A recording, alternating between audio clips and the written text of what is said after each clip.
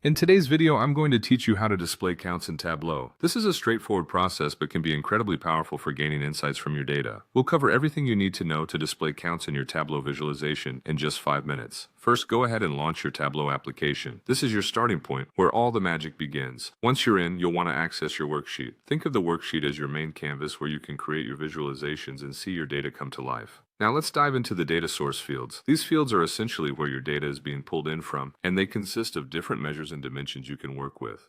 In this context, we're particularly interested in fields like number of records, orders, or quantity, which represent the counts in your data. These will be the metrics you'll use to display counts in your visualization. Once you've identified the field you need, the next step is to drag it over to the text area on the marks card. The marks card is a crucial component in Tableau. It controls how your data is visually presented. By dragging your chosen field to the text section, you enable Tableau to display the count of the data points you have, which will then be shown right on your canvas. Now you'll see your row counts beautifully displayed on your worksheet. This basic visualization gives you an instant view of your data, allowing you to quickly identify trends, outliers, or data points of interest. Depending on your data source, you may wish to dig deeper. Thankfully, Tableau is versatile enough to handle different data sources, meaning you can adjust and display the count based on what you are specifically analyzing.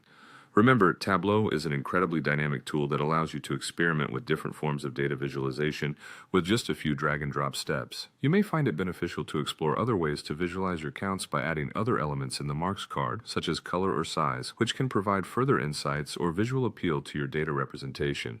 That's all there is to it. In just these simple steps, you've successfully learned to display counts in Tableau. Feel free to experiment with different data sets and fields to see how they dynamically change and gain even more insights from your data visualizations. Thank you for joining me, and be sure to check in for more Tableau tips and tutorials to optimize your data storytelling.